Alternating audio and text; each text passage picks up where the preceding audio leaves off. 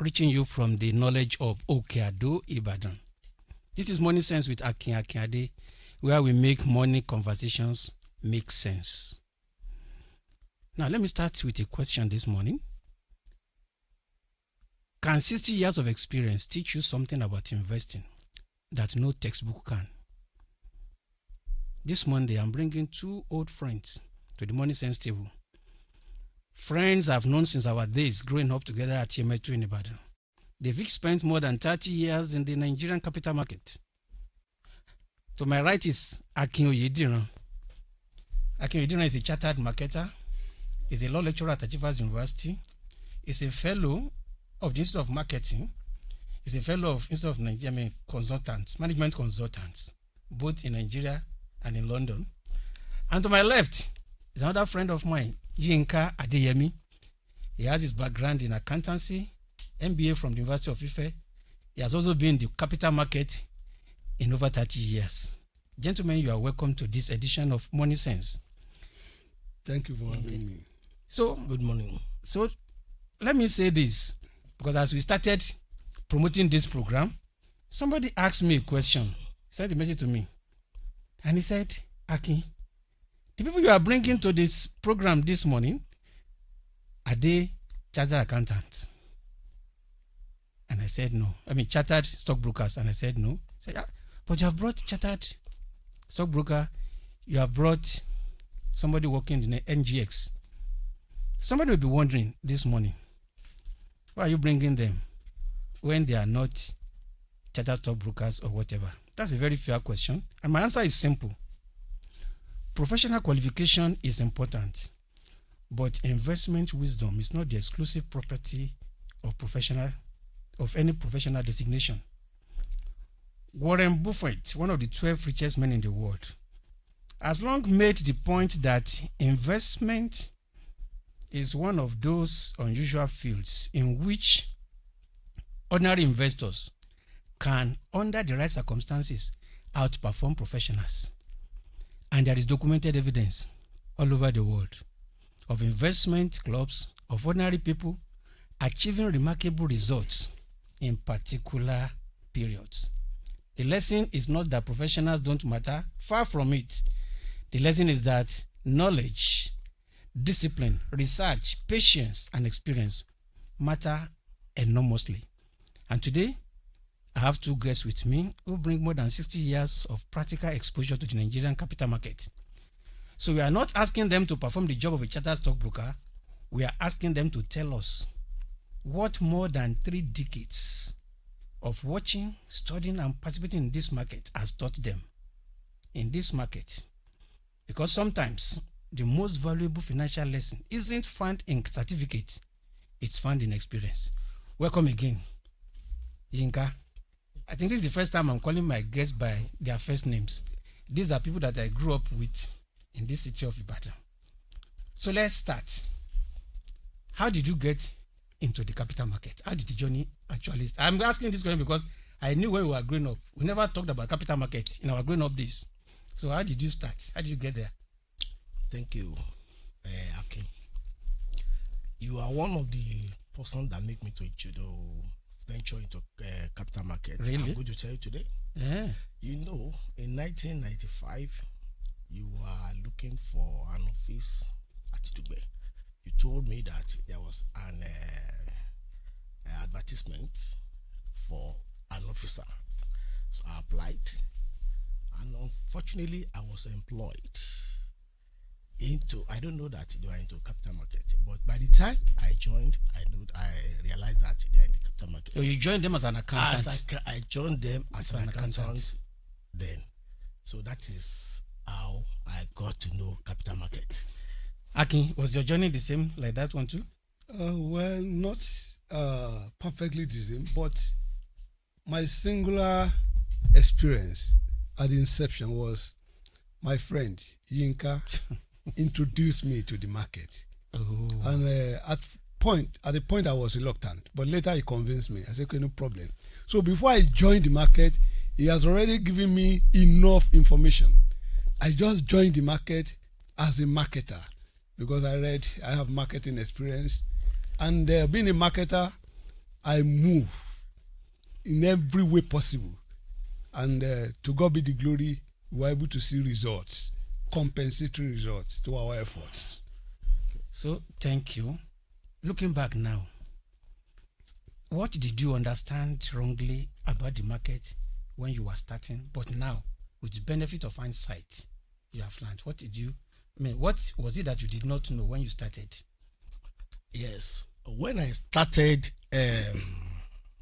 working in a stockbroking firm, I realized that the returns on investment was very low. But not knowing that if you are consistent and persistent investing, definitely you will get the returns that will outshine, that will outlive the returns that you are thinking of initially. So later, by the time a man came to our office, he told me the investment he did in 1964. I think he bought 100 units of a particular stock, and by the time he gave me the certificate, I saw bonuses. Then he was having about 12,000. I told from him 100 to 12,000 from 100 units. The remaining 11,900 was bonus issued by the company to the man. Akin, Yeah, what do you feel? You agree with him? exactly. I agree with him. But another thing as a rider to what he has already said is that the market is not a get-rich profit scheme, quick rich profit scheme. You need to be patient, you need to persevere, and you need to study the market. If you are in haste, you cannot patronize the market because it's not magic. It's not a gambling arena. You need to wait and watch your investment grow. So what I believe is that after joining the market, the returns, though low, but one thing is your consistency in the market will give you some confidence that the future will be bright. Thank you. Thank you. Both of you agreed that patience, perseverance, consistency, all this matter. But my question is this: what does patience actually look like when you've bought a share and the price is falling? Let's assume I'm an ordinary Nigerian with 100,000 or 500,000, and I invested 70,000, and the share price has fallen to equivalent of 40,000 from 70,000. What do you expect that I should do? The thing is this: if you have a conscious investing mind, one thing you should first of all do is you need to know about the company you are planning to invest in. You don't just keep your money for somebody to manage for you without understanding the workings of that market. Then secondly, you need to be well guided by people who have passed through it or experienced personalities to guide you so that you don't burn your fingers. And if you have 500,000, like you said, you need to diversify. And in diversifying, you might have 3-4 companies, and you still need to have a reserve of like maybe 20% over 500,000 for emergency fund or to invest in low equities in case there is a risk in the market. If your risk appetite is low, you can't come to the market. You must have a very good risk appetite for entering that market because anything can happen at any time. And once you have that appetite, you won't. And if you cannot leave the money for some time, if you can't just leave the money to work for you for some time, you may not come to the market. If you are planning that you have school fees to pay, you have this to pay, you have so many bills that are important or bills that are somehow heavy for you. You don't just put all the money in the market. Yinka, okay. Before I buy a single share, let's assume that I'm just a novice. Okay. Before I buy a single share, what should I look at? Yeah, before you invest in shares, because capital market is highly dynamics. Yes. It moves up and down. You must look at the fundamentals. There are some fundamentals that you need to look at. You need to look at the product that the company is producing. The product the company is producing, the services that they are rendering, their dividend history. you need to know the board, those who are managing the companies, before you invest in it. And in addition to what my guests, my fellow guest speakers said about the prices falling, when a price of stocks are falling, and you know that these stocks have fundamentals. They have good fundamentals. What you need to do is to buy more, so as to reduce your average cost, because there is no way a particular stocks that is having a good fundamentals will come down and will not rise again. Therefore, by the time they rise, you might have made enough profit by that time. Now, let me say this to our listeners out there.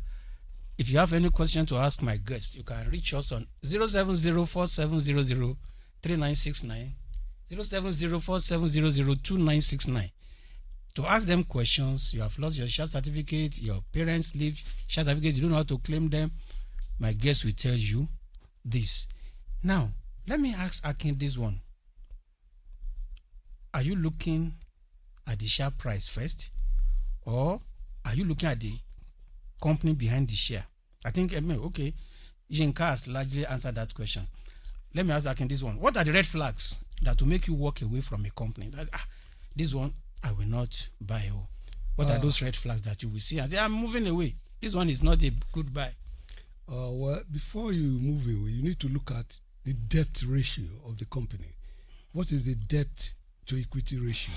Then we have to explain that. Well, I don't understand that one. I'm coming. Okay. The debt to equity ratio is what is the extent of their liabilities? Okay. Whether the company is solvent to withstand the heat, and like my fellow speaker said about the board of directors. Look at the board. The people behind the company. People behind the company. If there's any problem within the company, once they remove the veil of incorporation, the directors will show their face, and people will be able to complain. Then apart from this, you need to look at the history, that is in terms of research, maybe 5 years down the line, then a kind of projection, prospect of the company.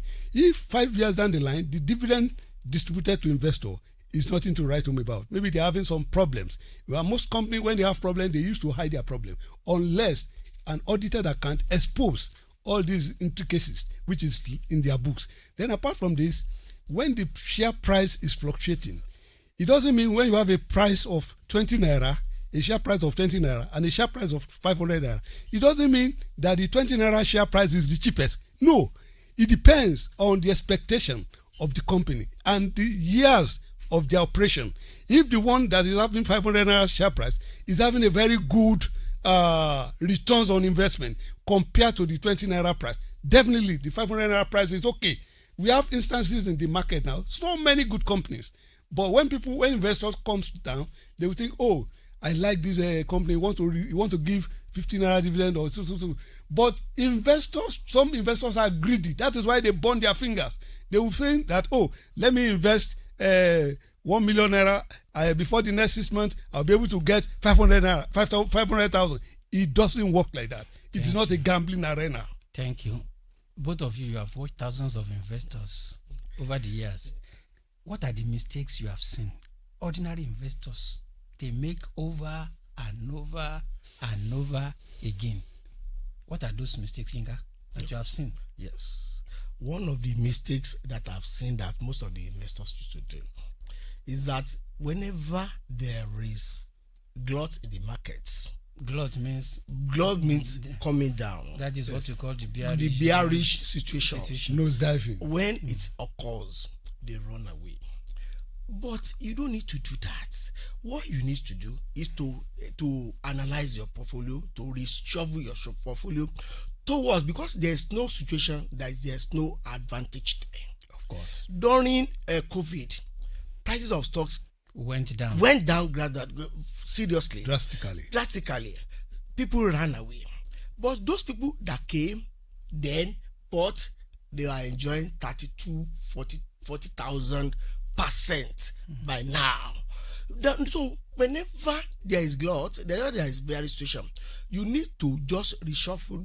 Look at the ones that can be able to sustain that period, that can be able to withstand the period. So don't run away. That is the time you need to come, but you need to be very close to the advisor, that is your stockbroker, so that they'll be able to tell you that, look, buy this, sell this, so that you can be able to manage your portfolio very well. Thank you, Yinka. Akin, is buying because somebody told you this stock will soon rise one of those mistakes?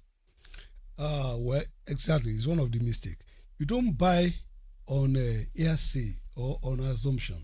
People might say that maybe your friend called you and say through WhatsApp, through YouTube, through Facebook, through so many links that, oh, I understand that this company is good.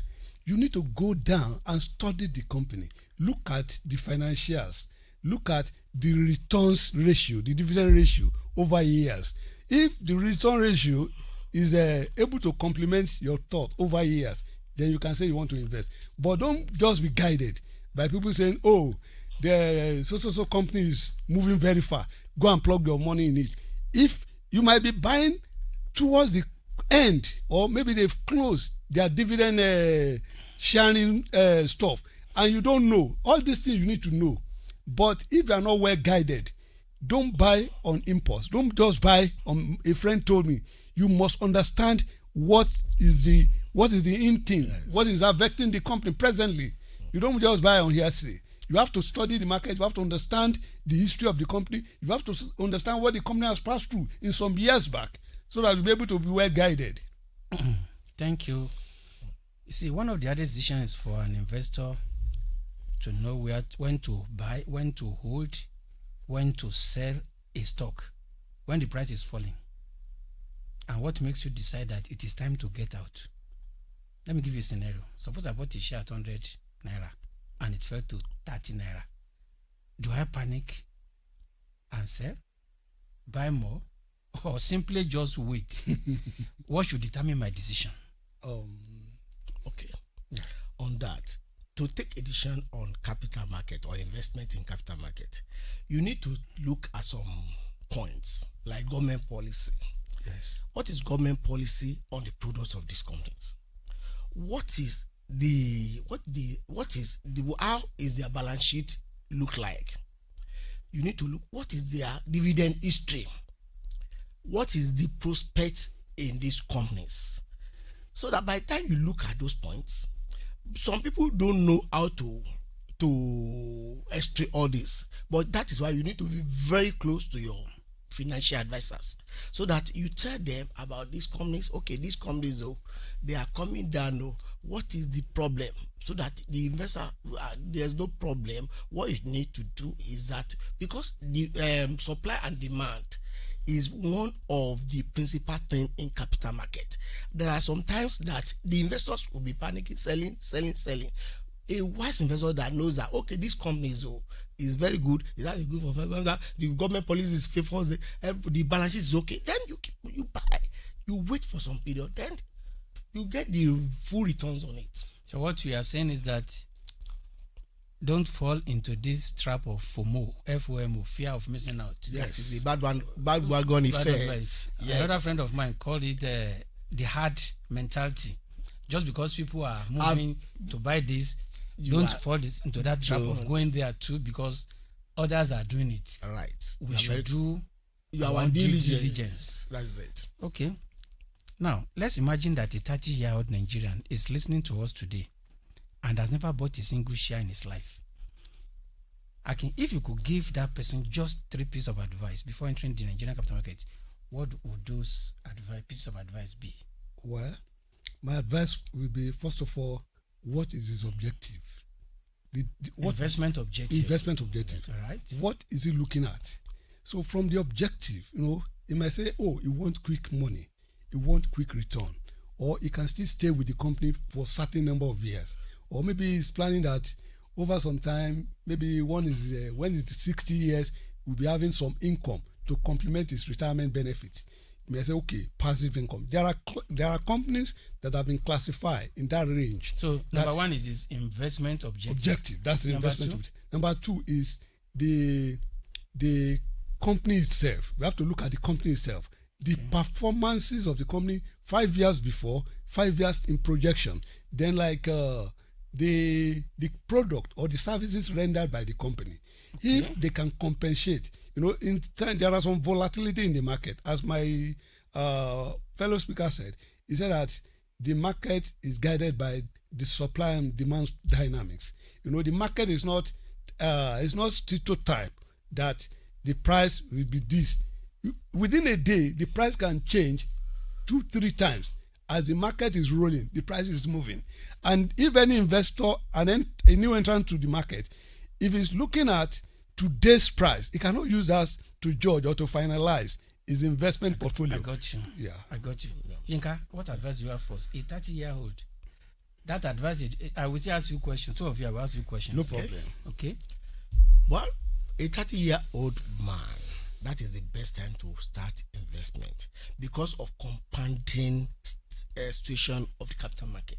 If you start young, definitely before you get to a retirement age, you could have made more than enough returns on your investment.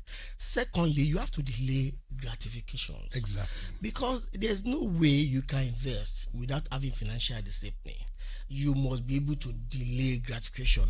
And if you want to invest, you have to know skills of making money. There's no way you have one source of income and be able to maintain and be able to increase your stake in capital market. You must have the skill. So I would advise it is also, okay, go and learn all this. When you are able to get all this right, then start young.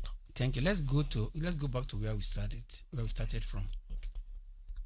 You said I asked you to go to one company to apply. You applied. Yes. You didn't even know that it was a stockbroking firm. Yes, sir. What do you think? I can't remember you telling me that Akin, come and invest in those years. So why did you not tell me in those years I can come and invest too? Yes. Or am I just like others that even those people you have told and they didn't even listen to you? Say, this Akin too will not listen. No. There's no way I must have mentioned it for you.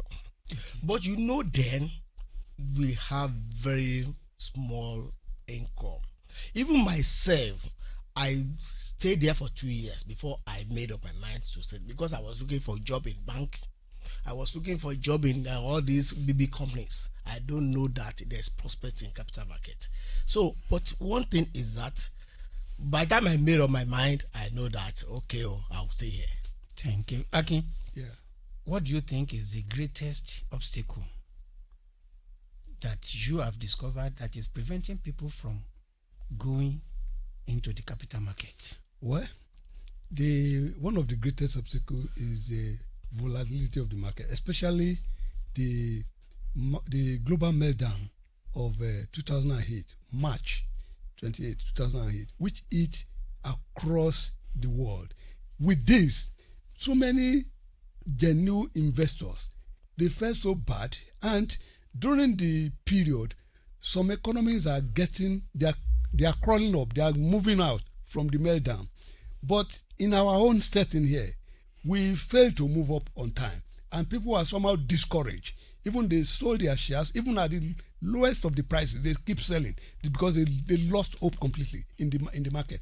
But we're trying to rekindle the hope that tomorrow is a better day. Just keep, and by the time you look at a share price falling, instead of selling, keep investing little by little on it to make it grow. By the time it grows, the market will not tell you when it's coming up. It's only we that will continue to study the progress of the company. We monitor the progress of the company, and as the company grows, your share price moves. And as they get good more equities, and they have good performance, their PE ratio, their other things compared, the market will move. Thank you very much, gentlemen. If you want to sponsor this program, you want to partner with us on Money Sense with AKINADE, after the program, you can reach us on 070-4700-4969. I want to thank you, Akin and Yinka, for being with us this morning. I hope that when we call next time, because this discussion, this conversation is not going to end there. We still have reasons to talk more and more and more until we are able to make many people to become financially intelligent enough to come and join the capital market. And this is where we are going to put a comma to this program today. I'm AKINADE. Until I see you next Monday, same time, same station. God bless you.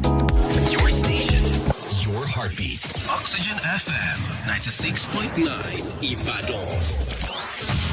Can you handle this? 1, 2, 3, 4. Turn it up, cause it's getting heavy. I know a place. And this how we gonna do it. Now put your hands up. It's so crazy right now. Your station, your heartbeat. Oxygen FM 96.9 Ibadan. Oxygen. Fi sílẹ̀, má gbé kúrò, yí sókè, jẹ́ kí wọ́n mọ̀, máa gbọ́ Oxygen 96.9 FM Ìbàdàn.